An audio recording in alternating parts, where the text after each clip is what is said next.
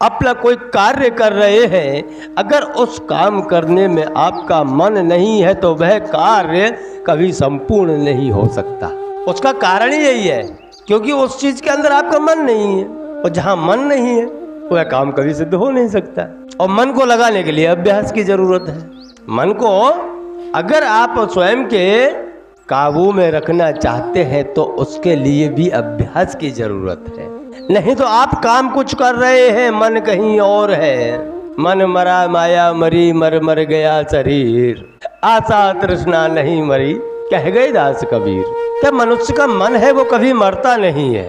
हाँ, उसका थोड़ा रास्ता बदलना पड़ता है। जिसके पास में रास्ता बदलने की युक्ति आ गई है वही इस जगत में जीत सकता है, अन्यथा मन को जीत नहीं सकता।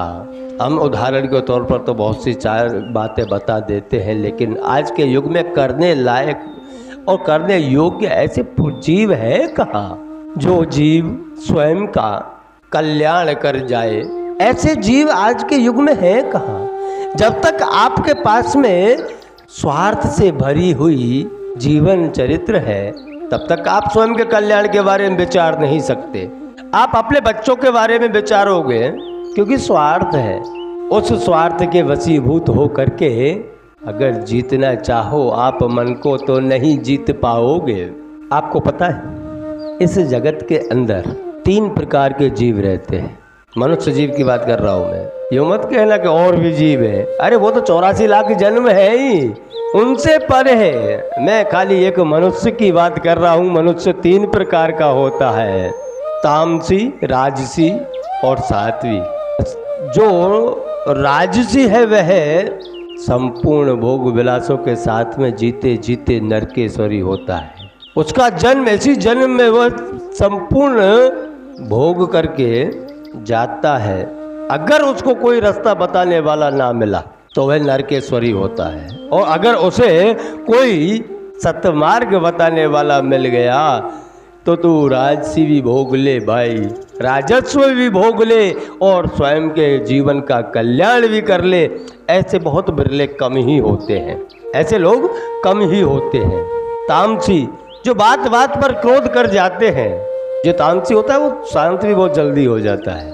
और एक सात्विक, सात्विक हमेशा किसी की पीड़ा को देख नहीं सकता, उससे कोई किसी जीव को हानि ना पहुँचे ऐसा कार्य वह नहीं करता। वह हमेशा भगवान के भजन में मग्न रहता है। इसलिए अपने को कौन सी भक्ति करनी है यह अपने ऊपर निर्भर करता है कि हमको क्या करना चाहिए। और नहीं तो ये मनुष्य जीवन जन्म ले ले करके हम आ गए। अब आपको पता है गाड़ी तो आ गई है, गाड़ी के अंदर ड्राइवर भी बैठा हुआ है और उस ड्राइवर को ही नहीं पता है कि जाना कहाँ है।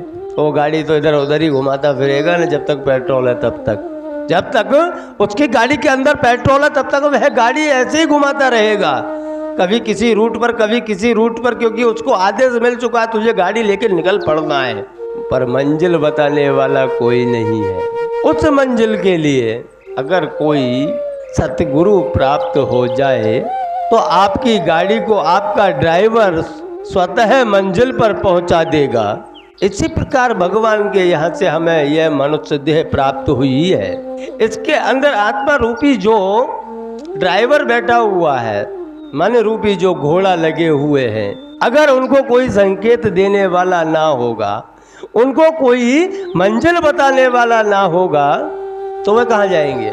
ऐसे ही भटकता रहेगा जीवन भर, और भटक भी रहे हैं। कौन कहता नहीं भटक रहे, भटकने वाले भटक भी रहे हैं, लेकिन उनको मंजिल हाथ नहीं आ रही, उनको मंजिल प्राप्त नहीं हो पा रही है, क्योंकि उनको मंजिल बताने वाला ही नहीं मिल रहा है।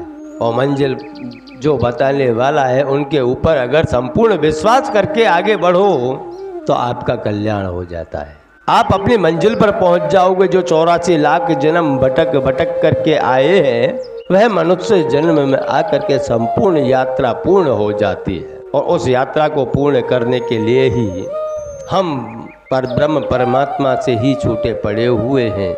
एक समय आएगा जब हम उसमें जाके मिल जाएंगे, लेकिन सारथी ड्राइवर को कोई रास्ता बताने वाला तो चाहिए। जब तक वह रास्ता नहीं बताएगा तो चढ़ोगे क्या?